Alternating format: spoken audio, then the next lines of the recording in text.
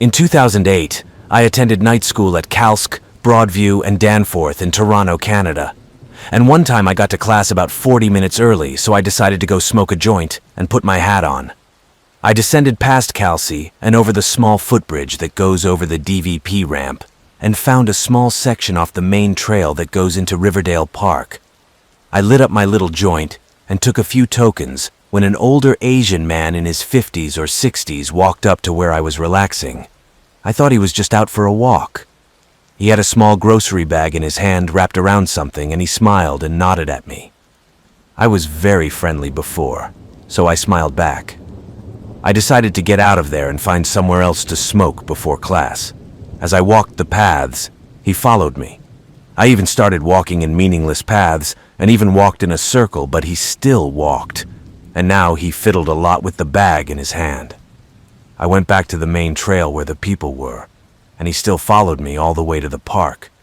He seemed to lose interest in me and started looking at some flowers and stuff. So I moved a little further and finished my club. At this point, I thought he might be a cop or something because at the time, I was an 18-year-old male in uniform, full punk with tattoos. I mean, people thought I was scary, and there were women walking alone on the little paths with headphones on. So why would he attack me? Either way, I felt awkward. As soon as I finished, I walked down the path to the school and he followed me again. As I sped up, so did he. When I slowed down, he slowed down. I stopped to tie my combat boots tighter so he wouldn't charge at me, and he even stopped. Now I'm back at the footbridge and see two casual joggers stopping to rest. I walk up to them, pretending to know them, but discreetly explaining what's going on. They played along with me, and the guy went into the forest. I decided to walk back across the bridge to class, and the man kept looking at me from the woods as I walked across the bridge. I kept looking back as I walked along the cement path that runs along the field behind the school. I was 75 to 100 meters away from the footbridge, and he was still out of sight and not following me. I figured he had finally screwed up and I was good, so I took one last look back, now very far from the bridge, and didn't see him. I put in my headphones and started listening to music again to calm myself down. Within 30 seconds of listening to my music, it was interrupted by my girlfriend's phone call. As this happened, I suddenly heard footsteps close behind me and turned around only to see this man who I thought had disappeared only 5 feet behind me. I run up the stairs, and at this time I see my classmate Warren. I drop my bag and studded jacket, and we go into fight mode just in case. He passes us on the trail to the Danforth, looking at us all the while. Then he walks back down the path toward us, stops, looks at me, and smiles in a way that makes me sick to my stomach. It was as if he was smiling, letting me know that I was lucky to have escaped him. He still had that grocery bag in his hands and was still fiddling with something. He took off behind the school and disappeared. I reported this to the school in case he chased other students. I didn't see him when I left school that night, but 2 weeks later he was arrested in the paper for masturbating on the subway while holding a woman at knife point. When he followed me, he was wearing the same shirt and his mug. So the other day, I Tindered this cool dude named Gabe. He adds me on Snapchat and we start chatting a bit. He decides to come pick me up and come have a smoke. I'm like, cool, yeah, whatever. But as soon as I get into the car, I get a very strange vibe. I don't know if his smile was too wide or what, and he stared at me unblinking just a little bit to make me feel awkward. Besides, he didn't tell me anything about himself. He was just like, oh, I'm just making money doing this and that. You know, whatever I can. And he will call all women bitches, the main red flag. Well, after a couple of blunt strokes, I'm starting to get tired and I'm like, could you give me a ride home? And he goes, yeah, sure. I just need to go to the grocery store to buy a few things. And I think, okay, sure. So we go to the grocery store near my house because we're still in my neighborhood. At this time, it is already quite dark, but the light is on in the parking lot. After about 5 minutes of sitting there while he types on his phone, I get kind of curious and look at the reflection in the driver's side window to see if I can read his text. And I could. And it was written, yes. I got it. I'm sitting in Lucky's parking lot. I was immediately numb from head to toe. I decided I had to do something fast because I don't know who he's writing to or why he's telling them where we are. I'm starting to notice things like, even though there are people right next to us, they're still pretty far away, about 25, 30 feet, and I'm almost starting to panic. But he didn't notice, so I asked, "Won't you go inside?" And he goes, yeah, for a second." I make a list of everything I need. I almost pissed my pants. Apparently, I could see the text messaging app still open in the window display. He was lying down. I immediately grabbed my bag, jumped out of the car, and ran towards the grocery store. He said, "Hey, what the hell? Where are you going?" and tried to grab my bag, but I just headed for the lighted entrance to the store. I walked into the store and looked out the window to see him driving around the parking lot, talking on the phone and waving his arms. A few seconds later, he pulled out of the parking lot and almost crashed into another car. I called my mom to pick me up. When I got home, he deleted me from Tinder and blocked me on Snapchat without saying anything. I'm not sure what your plan was, Gabe, but I'm also glad I never found out. So, a little background. I grew up in a house where strange things happened, so I was always afraid of the paranormal. So in high school, I decided it would be a great idea to work at the Ohio State Correctional Institution. I worked there for 5 years, and some things happened that I can't explain. In its early years, it was a juvenile detention center for nonviolent offenders. In the mid-1970s to early 1980s, it became a maximum security prison for adult men. Countless murders and suicides took place here. Here are some stories from when I worked there. On my first day of work, I went on a tour working as a pusher. It was a position designed to keep people from wandering around and following the signs. We were on the West Cell Block tour. It was about 3:30 or so, and I was standing on the south side a few cells from the end of the block, while the tour guide shared something with the group when several guests asked me something. I don't remember the question, but the answer was Jason and Grant from TAPS. But as soon as I said their names, I was hit from behind. My brother used to do things like this, where he would come up from behind and hit me hard on the back or shoulder. At the time, I thought he did it and was pissed off because it was so much more than usual. So I turned around, ready to meet him, but there was absolutely no one there. My brother was on another tour, and the guest I was talking to looked at me in confusion. After 10 minutes, the tour was over, and my neck and shoulder were killing me. By this point, my right ear was ringing, and the whole area felt like it was on fire. I woke up the next day with a bruise on my neck and shoulder and a scratch on my ear. Another time, between tours, I and a few other people decided to climb into the basement since we were still newbies and had never been there before. We were on the east side, in the admin section, just looking around. Very soon, we felt that we were being watched, and it became very cold. The longer we stayed there, the more uncomfortable it became. There was only one light working in the main room, and there were 5 adjoining rooms and a corridor between the stairs, so it was really dark. I sat on the steps for a while my friend took a picture of me and her grandson. There was no one else on those steps. We had a quick look at it, and you could see very clearly from behind someone standing there. They were transparent, but really detailed. A few moments later, we heard a rustling. Supposing it to be a raccoon, we approached the place where the noise came from and did not leave it, for in the darkness we were met by red eyes, which did not reflect light like the eyes of a deer or a cat. They glowed and had their own light source. Another day, after the tours, me, my brother, and 2 friends wandered around the west block of the cell. We were on the north side, 4th range. As we walked, we heard someone walking below us and assumed it was either K or M. 2 other people I was working with had seen them pass by and head towards the west tower before. As we walked to the end of the cell block, we heard what sounded like the slamming of a cell door behind footsteps. It closed under us, and it shook the range, which was amazing because the block is brick and mortar and the tiers are steel. Immediately after the impact of steel on steel, we heard a running, dragging sound, the screams of 4 different people, louder bangs and a thump. Then everything fell silent. We were all looking at each other like crap. While we stood there for a few minutes and listened, they did not hear them because they were in another part of the prison. If anyone wants to hear more stories, I'd be happy to share them. I do have a couple that are hard to talk about because of what happened, but I'm willing to share.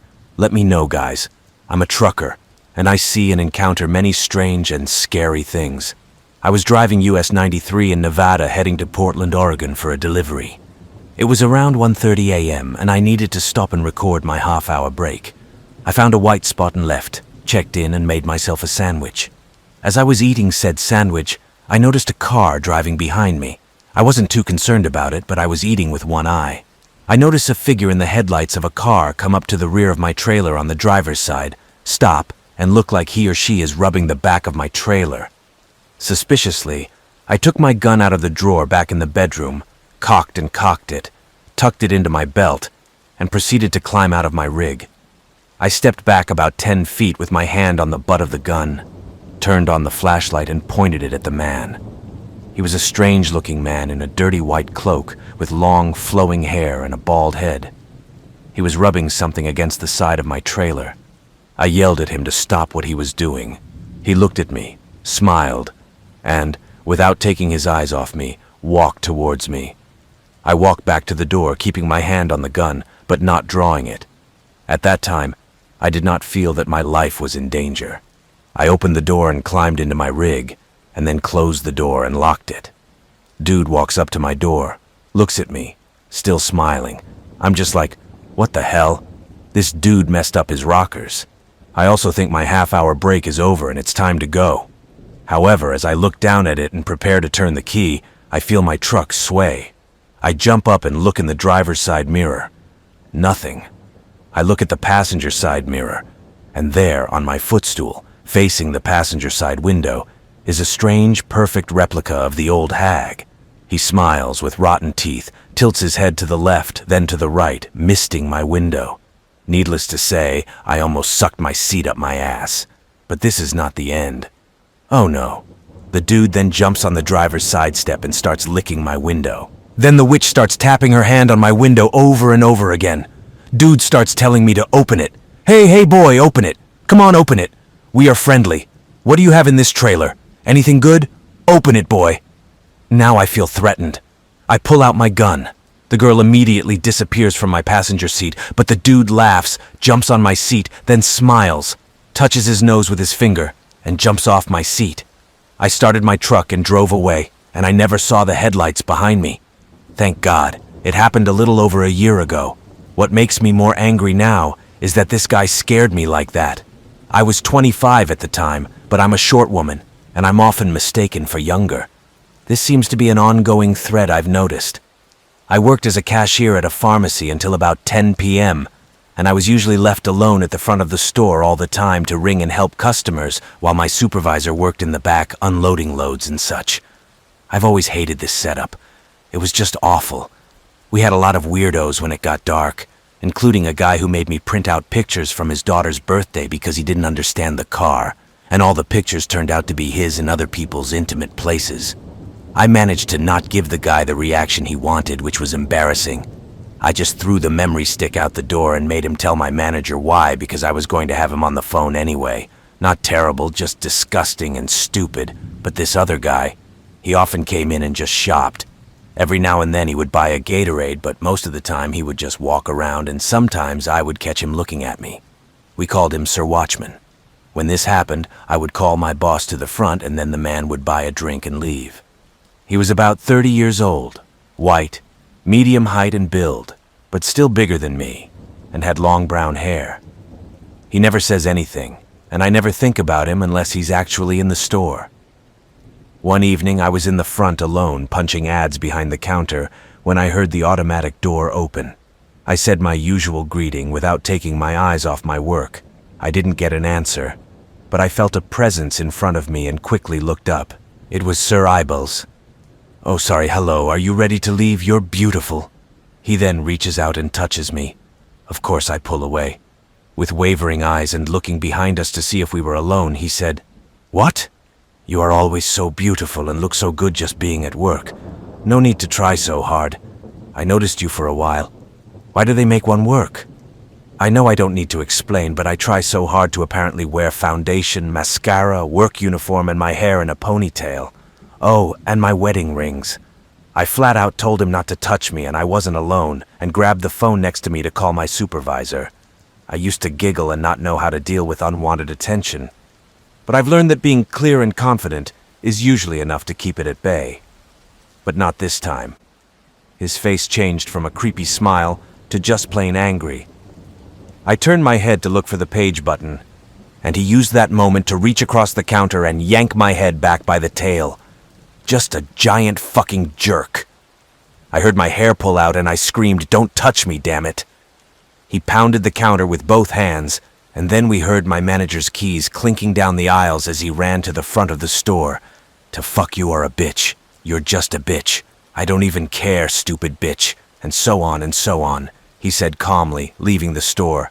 My supervisor, a big guy but not a moron, locked the door and called the police.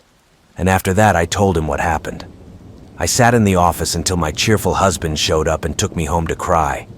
They were able to identify the guy from our surveillance video. He apparently had similar incidents at the local mall, but this one was the worst. I'm not sure, but hopefully that was enough to get him arrested because I never saw him again. I should have pressed charges, but I didn't think about it until much later. I quit 2 months after that. They never planned me with another person and never changed anything to prevent something like this from happening again. In fact, the store manager just advised me not to be so friendly with customers when I work alone, so as not to give the wrong impression. Yes, seriously. For the rest of the work, I stopped wearing makeup and just kept my head down. Anyway, I have pretty bad anxiety and wanted to puke during every shift. Damn that guy. So to start this experience, I'll tell you a little about myself. My name is Matthew. I'm almost 15 years old and I currently live in New York. Other than what I'm about to tell you, my life was and has been pretty quiet and low-key since I don't live in a relatively bad neighborhood. Sure, there are kids older than me who will smoke weed or get into fights, but honestly, I'd be hard-pressed to find a high school that didn't have at least one of those two, as long as it's a public school in any case. When it happened, it was January 2012 and my parents went to play with my younger brother in class. My parents left me at home alone because the celebration was only for an hour, and the nearest police station was near my younger brother's school, which was 3 minutes away from our house. When I was so young, I did what I do today. I mostly played video games, watched TV, and played with whatever toys I had in my basement, which had recently been turned into a game room. My parents were nervous about leaving me home alone and would have taken me with them if I hadn't whined and begged them not to make me go. Eventually, they collapsed and headed for about 3 o'clock. There was a fairly mild snowstorm, but it had just been reported, so the school couldn't move the date soon enough. Before my mom left, she told me not to go outside at all, not to answer the door, and told me to call 911 if anything happened. However, I really only half listened, mainly because I already knew the basics of what to do and what not to do, because I used to be left home alone when my mom went down to the house to get milk or whatever, when we really needed it. For the first 20 minutes, when my parents were gone, I sat in the den, which was at ground level. The way the table was, I had my back to a huge window that anyone could walk up to. All you had to do was pull up to the driveway and look inside to see me on a little chair. I was tapping away at my keyboard, probably playing Minecraft or something, when I heard the doorbell ring, followed by a deep voice saying, sorry. Now I was only 9, so I was a little scared right away. I slowly got up from my chair and crept upstairs to look at the front door. Our door has one of those windows that you can't see through because it's very diamond-shaped with lots of sides unless you walk right up to it. However, I could make out the silhouette of a tall man. I walked around the wall that separated the stairs from the den to the kitchen and slowly climbed up. Unfortunately, the stairs leading to the bedroom are very loud and creaky. I tried to jump the first 2 steps, but I had to step on the second one, which made a loud creak, and the man seemed to notice it and rang the doorbell again. Asked the man, starting to move his pen. I continued to climb the stairs as quietly as possible and eventually reached my room. I closed the locked door and hid under the bed, and there was silence for a long time. Then I remembered that my mom wanted me to call the police if anything happened. I was about to crawl out to get my phone when suddenly, the glass in the den was broken, and the man climbed inside. I quickly crawled back under the bed, trying not to cry. I heard footsteps walking in the kitchen. Then the creak of the stairs was heard. The screeching stopped when he got to the top floor and started walking through the bedrooms. First, my parents' room, then my brother, and then footsteps came to my door, and I heard the doorknob shake as a man tried to open the door. However, the lock jammed the handle and the man knocked. He said slowly, as if he was making it up as he spoke, "If you get out, you can have them all." Now I was young but not stupid. I kept quiet. But whoever it was, they did something I didn't expect. He started running and kicking my bedroom door. The fifth time he crashed into it, the door fell into the room with a loud crash. I could see his feet as he walked around the room. After a minute or two, he looked under the bed. And I kid you not, he looked dead at me. He immediately noticed me and smiled. "There you are." I screamed and tried to crawl away, but the man grabbed my leg and pulled me. He carried me down. I was kicking and screaming. He grabbed a bottle of what I now believe to be chloroform. He put it on a rag and covered my mouth and nose. After a few seconds, I froze. I slowly woke up, dazed, looking around as my vision adjusted to the bright surroundings I was in.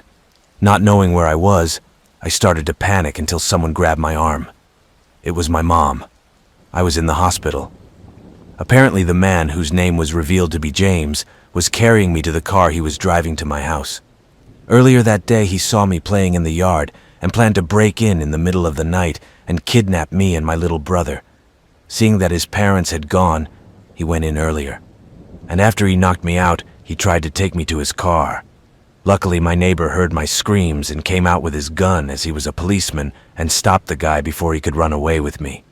When the police went to search his house, at first they found nothing.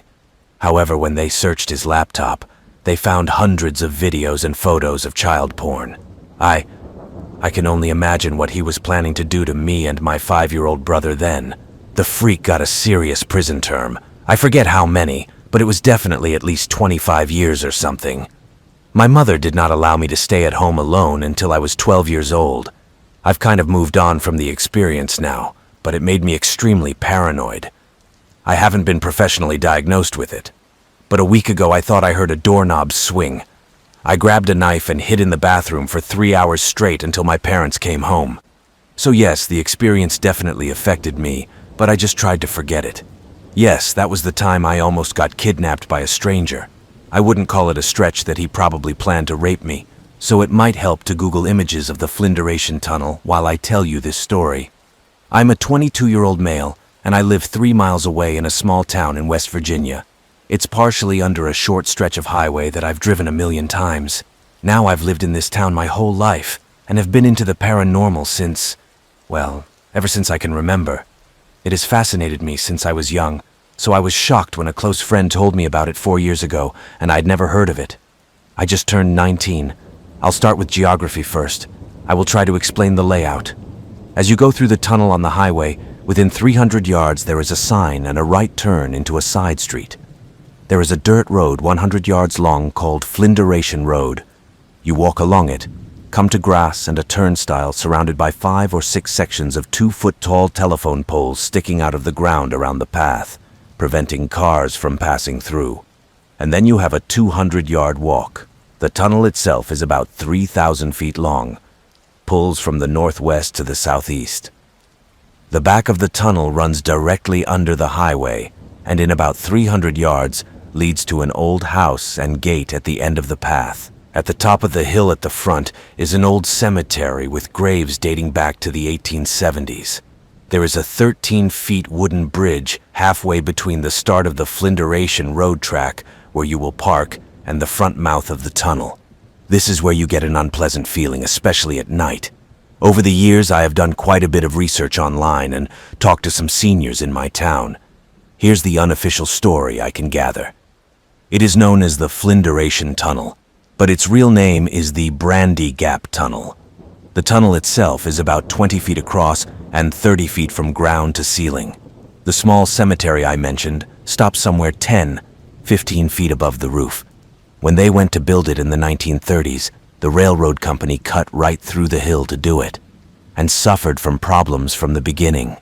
When the hill was being dug, several old graves fell and landed in the tunnel, and instead of being properly disposed of, they were lazily tossed aside as rubbish.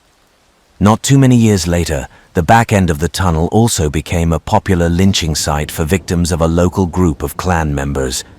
They would tie a noose to a tree just above the edge of the tunnel and make them jump, leaving them hanging.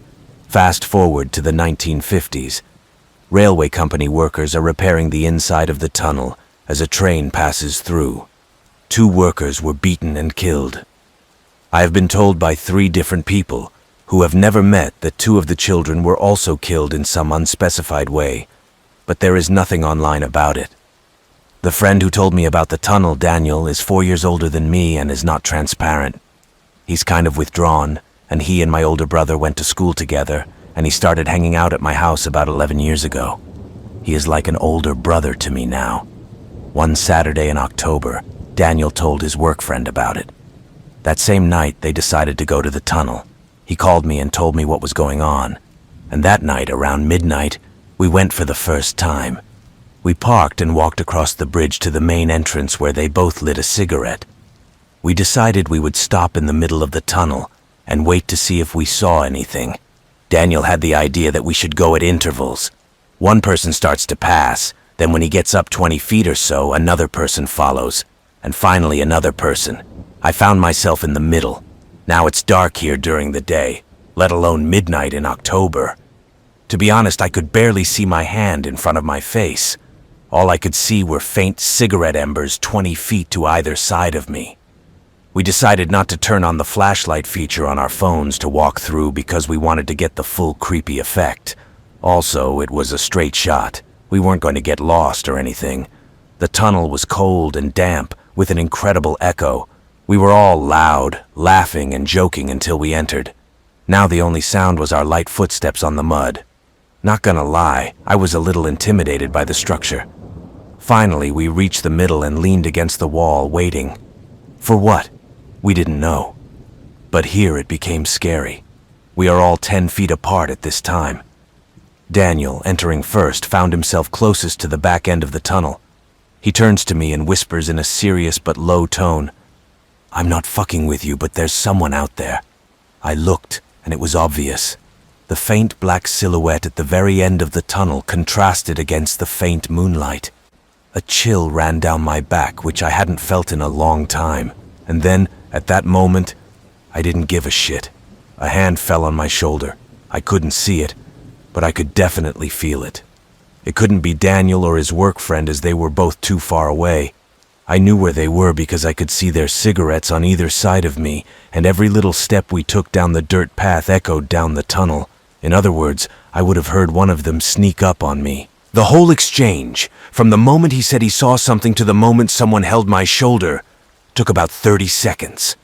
I got out of there, and those 2 kept up with me. We were 900 feet in, and it took about 90 seconds at a full sprint to run out of it. We made it to the car and back onto the highway, where I explained to them that seconds after Daniel pointed to the figure at the end of the tunnel, a very real hand touched my left shoulder. It was almost 3 months before I returned. I've gone 5 times since then, and it always gives me chills. Even in the summer, the cool breeze that blows through it from the valley at the end hits you, and you feel in control of everything there. I always carry a flashlight, just in case, and I make sure not to joke around and move on after we leave the safety of the car. Again, just in case. You never know what's watching you. This story did not happen to me, but to a very close male friend of 7 years. I was hanging out with him and a couple of other friends, and we were talking about our horrible experiences. Here is the story from his point of view, a little background. I was 16 when it happened, living in the city of Amman, the capital of Jordan in the Middle East. I was in high school. I used to weigh 85 kilos and was about 192 centimeters tall. I was a calm but scary person when I wanted to, but I never messed with anyone unless provoked. I just finished school and decided to go downtown because I was bored and didn't want to stay at home, and I wanted to get some DVDs and games to entertain myself afterwards.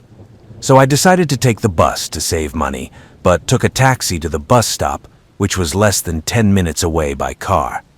As I flagged down an oncoming taxi, A light-skinned man with black greasy hair, wearing a worn dark green shirt and jeans, appeared in the car. He looked to be between 30 and 34 years old, and he turned to me through the passenger window and asked, "Hey, where do you want to go? I need to go to the bus stop that takes me downtown. It's only 10 minutes. Well, I can take you downtown if you want. I'm going to drive past the area anyway. I can drop you in there, and you don't have to pay me if you want." A red flag should have gone up in my head at this point. But I figured the man was just trying to be nice, and I really didn't want to worry about more than one ride. So I decided to jump in his car and we were in the road.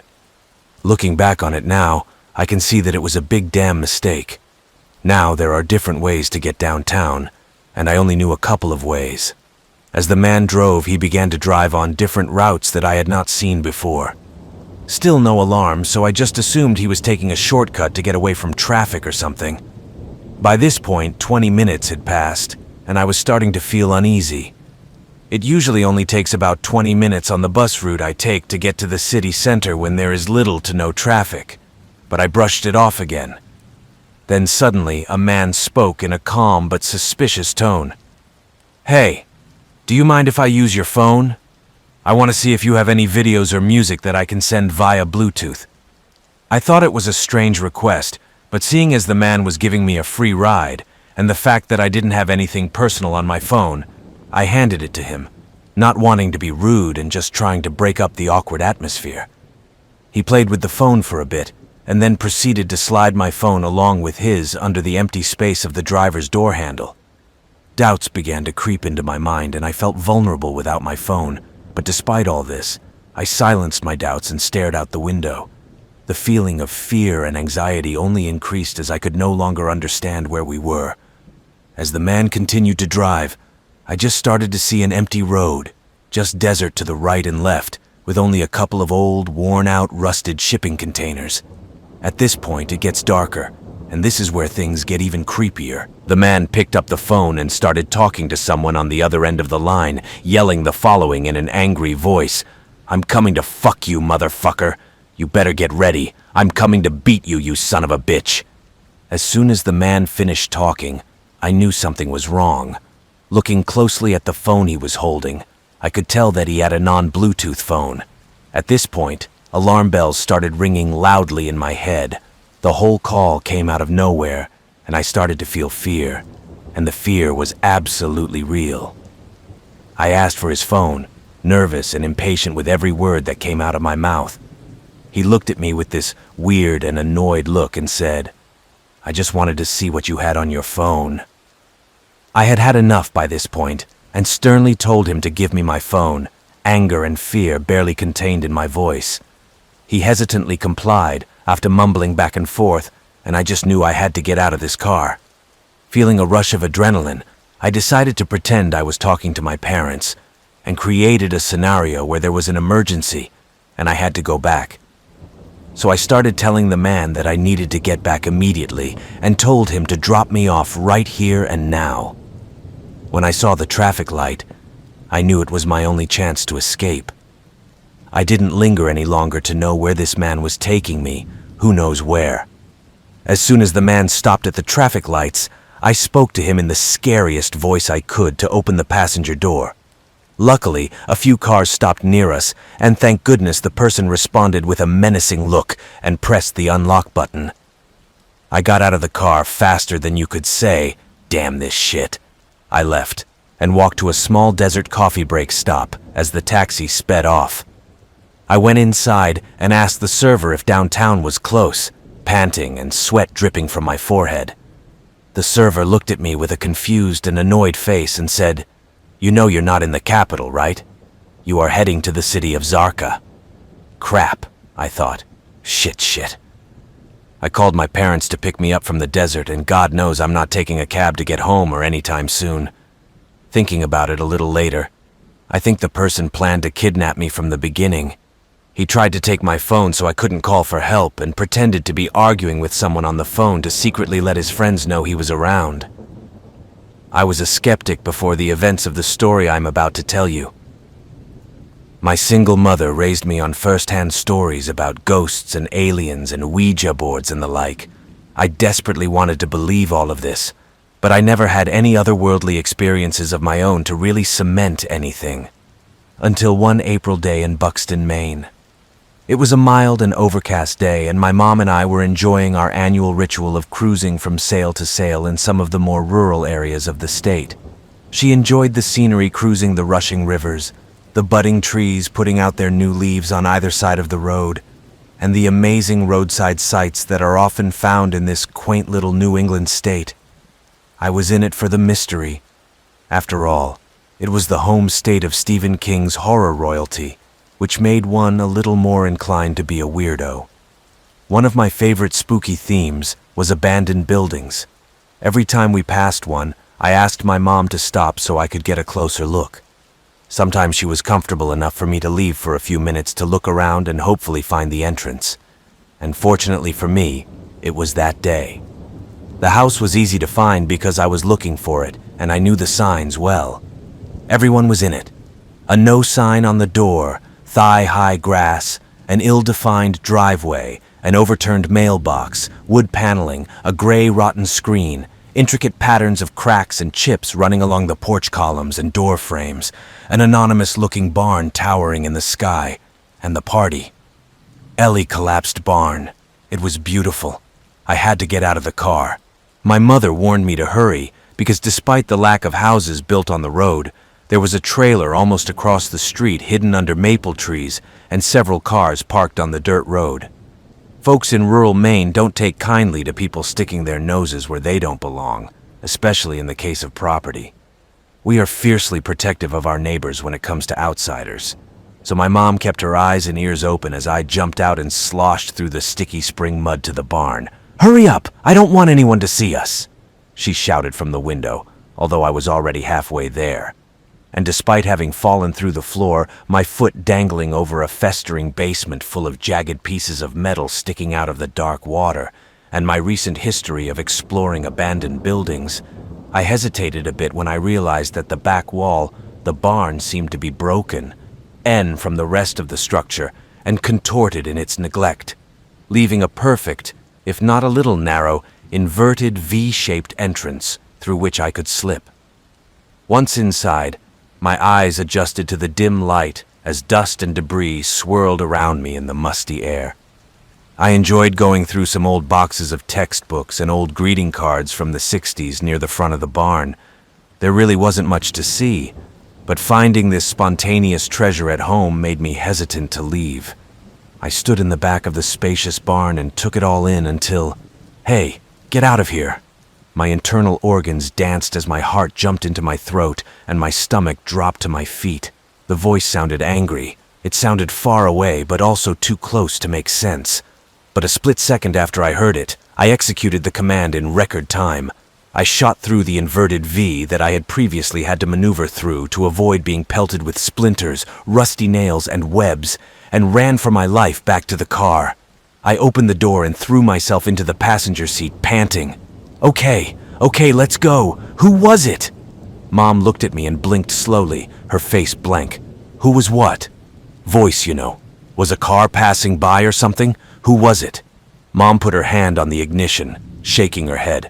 "I don't know what you're talking about, but we have to go. Mom, seriously, don't do this. When you fuck me, it's not nice. It scared me. She promised me that she didn't fuck me. She liked to do it sometimes to get me high and add a little mystique to my life." I took her response as authentic, honest, and at that moment a little scared, which gave me the floor to vent. When I was in the barn, someone yelled, "Hey, get out of here!" The voice, it was male, and it sounded aggressive, but it was almost like they were whispering at the same time. It sounded like it was right next to me, I swear. I was inclined to believe my mother, especially as she was very attentive to all sights and sounds as she sat outside the house waiting for me. I couldn't explain what I experienced, but it gave me a little boost of energy for the next few days when I told the story in great detail to my friends who were inclined to believe such things. It was a day much like the first few weeks later when I invited my friend and fellow urban explorer to ride home with me. Harper had a penchant for photography, and we had nothing but time, so I thought it was worth a look. He took a photo of a barn window, because there were dead creeping vines snaking thick brittle ropes around the wooden frame and would certainly make for a good spooky shot. He held it up in the viewfinder, and then we saw a distinct thin white shape, like smoke but more textured, wrapped around the right side of the window and curled up below it and out of frame. It was enough to force us to push through the prickly tangle of weeds, fallen trees, and debris to get to the window to look into it. I looked first. Harper. Shit, damn you, Harper, you won't believe it. You have to see it. What I saw made me want to leave the property faster than my shaky legs would allow. I had to be surrounded on all sides by thorny bushes ready to scratch, scrape, and snag our clothes and skin. And it's probably understandable that I felt very anxious.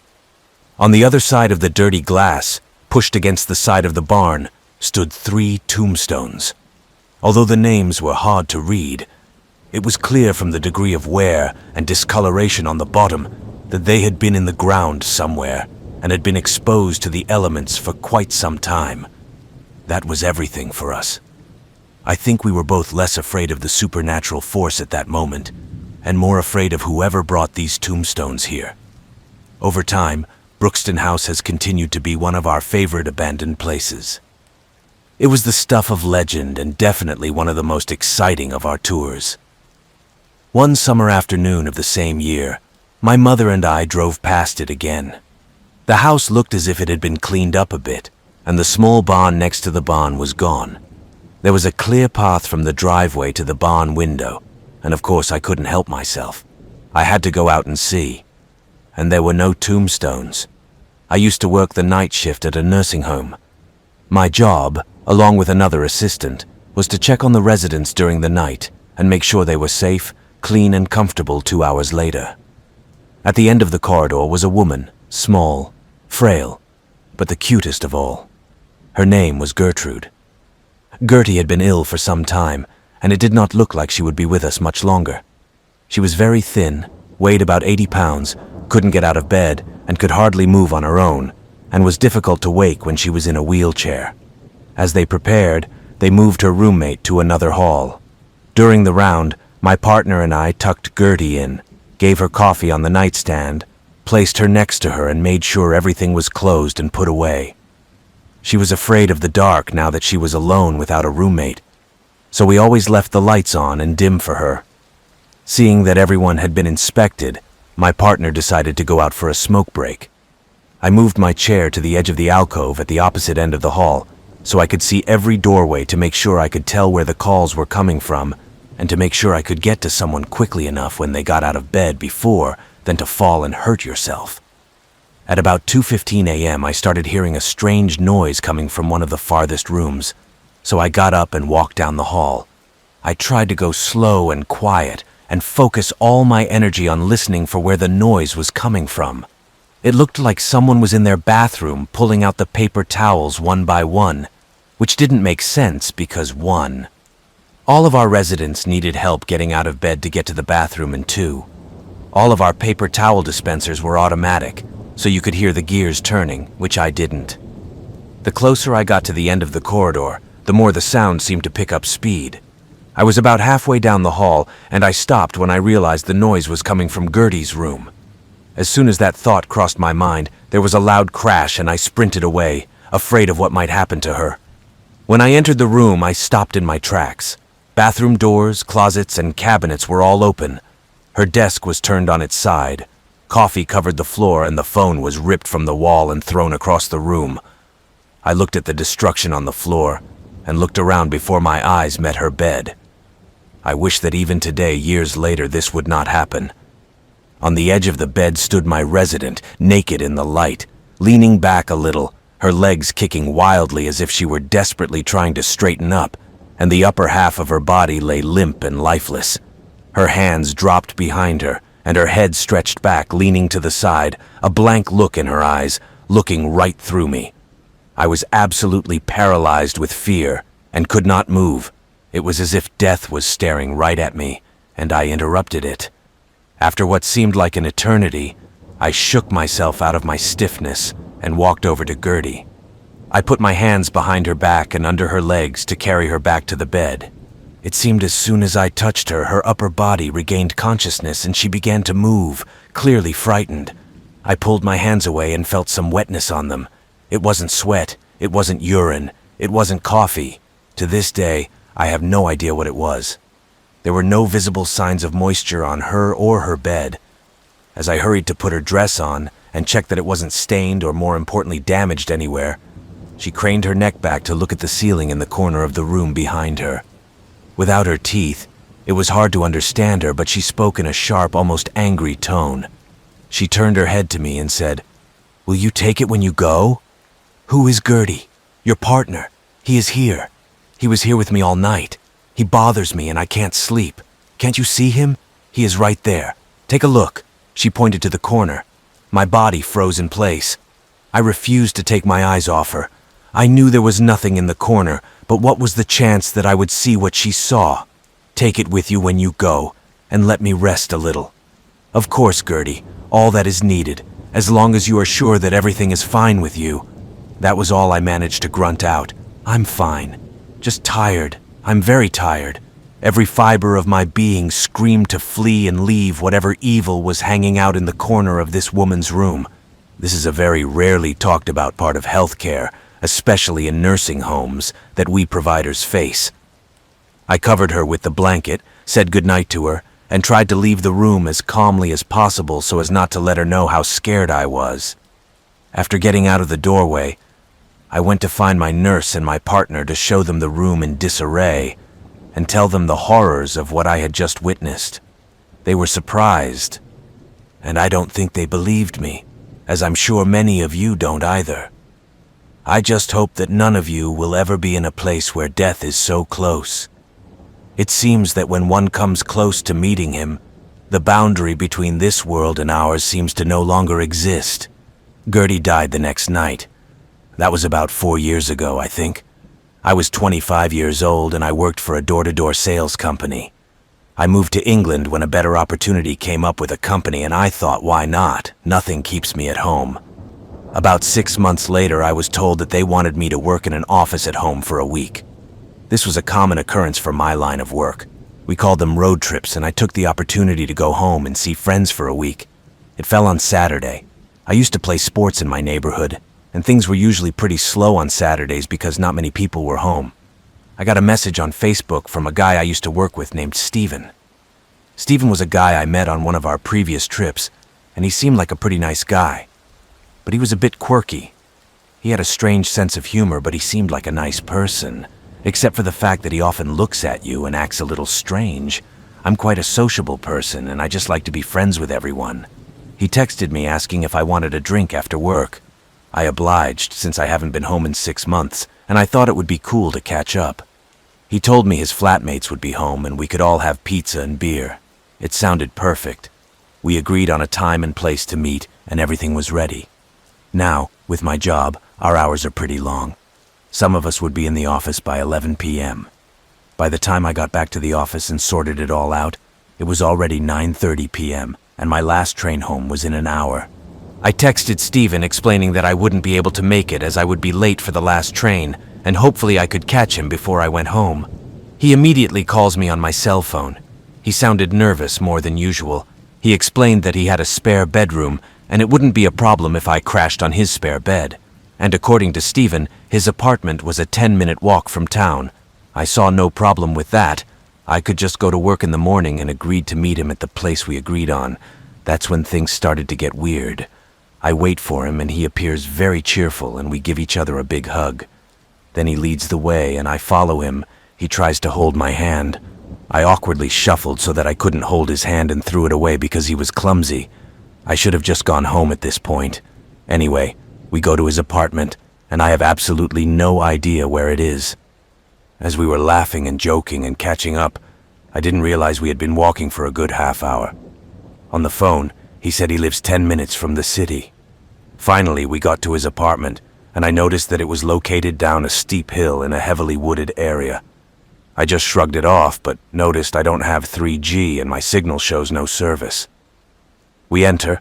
I take off my shoes and jacket, and notice that the apartment is empty. I ask where his housemates are, and he says that they have gone out for a while. Then he makes us pizza and gives me beer. I am a very slow drinker, and beer is not my favorite drink. When I got half a bottle, he handed me a fresh one.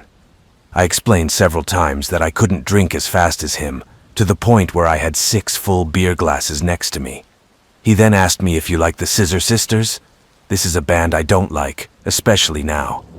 I said they were fine, and he told me his favorite song was Laura. I know it doesn't seem relevant right now, but it will soon. He then asked if I was seeing anyone. I told him that I was seeing the manager of the office I worked in, and that we were very happy. However, it was a lie. I was single for 2 years. The conversation went on, and by this time it was about 1:30 in the morning. Since my job required me to be on my feet 11 hours a day, I became quite sleepy and asked if I could sleep in the spare room he apparently had. He took me to his bedroom, and I noticed that there was only one bedroom in the whole apartment. So where will his roommates sleep? His bedroom was quite small, and I noticed that his double bed consisted of 2 single mattresses pushed together, and he separated them and put a blanket on my bed. I was too nervous to say anything, so I figured if I could get through the night, I'd be fine, and ran away as early as possible in the morning. Then he said to me, "I'll send you to the bathroom in the morning," and then I noticed that the only bathroom with a bathroom was a bathroom. I say thank you, and emphasize that I felt very tired from work, and I will see him in the morning. I then roll up like a burrito and tell him I need to listen to some music to fall asleep. I pretend to put my iPod down. I had my headphones on, but I wasn't playing music. It was so that if he tried something while he thought I was listening to music, I would hear him. But that's when things really went bad. I finally drift off at probably 1-ish. Then I get woken up at 1:30 a.m. by Steven shaking me saying, "Your bath is ready." I wake up and realize he washed me in the bathroom at 1:30 a.m. So I politely say thank you, but I'll have one before I go to work. I retreat, only to wake up again at 2:30 a.m. "Your bath is ready." This time I ignore him. 3.30, "Your bath is ready." At this point, I was really tired and kind of snapped at him and said I just needed to sleep. Within an hour, I woke up by myself. I can hear Steven. He stays up and plays Laura to the Scissor Sisters over and over again. By this point, I was half awake, half asleep, so my brain wasn't taking in what was happening. 4.30, I wake up again. Behind me, I heard shuffling, knocking. Where I was facing, there was a cabinet with mirrored doors. But it didn't look like a real mirror. It was almost black PVC, but you could clearly see the reflection in it. And I see Steven masturbating on top of me. He was literally tearing me up while I was sleeping. My brain went into full panic mode, and I didn't know what to do. So I just lay there until he finished. But I will never forget it. Someday. 7.30, "Your bath is ready." Up to this point, I had quite enough. I get up very grumpily, and he's in his boxers. I tell him I have to leave and go get my things, and he grabs me. He pulled me into his arms from behind, almost threw us on the bed, and started stroking my hair and face harshly. He gripped hard, but the adrenaline kicked in and I broke free. I locked myself in the bathroom where the full bath was still intact. Then I realized that the bathroom door didn't have a lock and was made of shutters, so he could easily peek in while I was taking a bath. I hid in a corner, not knowing what to do. I was completely trapped. I was on the verge of a panic attack at this point. So I sit in the corner for a good 40 minutes, during which time he must have asked me out 8 times. I made a plan. I was going to tell him that there was an emergency and I had to go. I know it may seem silly in retrospect, but when your mind is in a state of complete panic, you're not thinking straight. I was still fully dressed from the night before, and I knew my purse and shoes were in the hallway. I ran. I opened the door, and he is standing in his drawers with a cup of tea he made for me. With spikes, no doubt. I literally ran down the hall, grabbed my shoes and bag, and unlocked the door faster than I've ever moved in my entire life. I don't know what would have happened if the keys weren't already on the front door. I ran so far up that hill and kept running until I reached the main street. He didn't follow me. Then my phone started getting a signal again, and he started calling me. I kept hitting the cancel button, but it was no use. He did not stop. Then he started texting me, saying that I left my headphones there and I need to come back for them. There was absolutely no way I was going back there. I found a local Weatherspoons that was open for breakfast and went inside. I blocked his number and blocked him on every social media I could think of. I ordered breakfast and just cried. It was the most terrible ordeal of my life. I can't even listen to Scissor Sisters anymore. When I explained to the girls at work what happened, they flipped out. I didn't call the police or anything, but it definitely made me more wary that there were weirdos out there.